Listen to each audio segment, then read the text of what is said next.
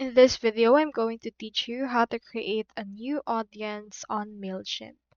So in order to create a new audience, what we can do is we need to head over first to their website, which is mailchimp.com. In this case, click onto this login right here if you already have an account, or you can click onto this sign up option if you do not have one yet. So in here, just choose which one you want on this case. Now, on my case, I already have an account, so I'll head over and click onto this login option right here. Now, this is what my dashboard or home page looks like. Now, in order to create a new audience, head over and click onto this audience option that you can see right here. Now, in here, you can see the audience dashboards and the likes. You can see in here that I have myself right there. So what you can do in order to add a new audience, you can click onto this add contacts option. You can either import contacts or add a single contact.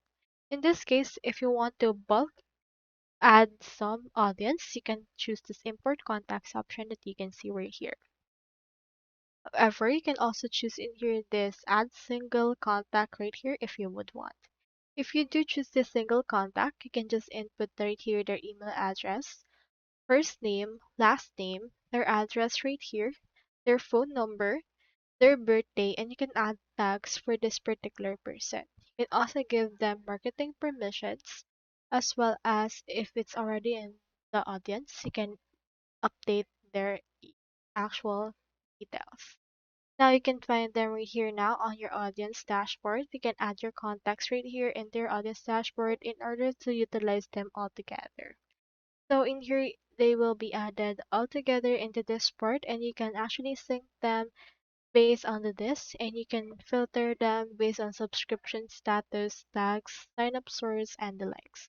So people will also be automatically added right here if they respond to your newsletter.